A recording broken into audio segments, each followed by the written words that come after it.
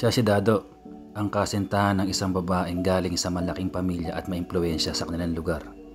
At ayan naman ang kanilang anak na bunga na kanilang pagmamahalan na si Kusma. At dahil sa kahirapan ni Dado, hindi siya tanggap ng magulang ng kanyang kasintahan. At nang malaman niya isang beses na pumano na pala ito dahil sa pagkakasakit, kaya naisip niyang kunin ang kanyang anak sa magulang na kanyang kinakasama dati. Subalit pinagdamot ito at pinagbawalan siya at pinagbantaan na kung babalik ka pa dito sa pamamahay namin, alam mo na ang mangyayari sa'yo sa susunod na pagpunta mo. Pero hindi nagpatinag si Dado dahil sa sobrang pagmamahal niya sa mag-ina niya, pinilit niyang kunin ang kanyang anak sa marahas na paraan. At isang araw, ito ang nangyari. Dado!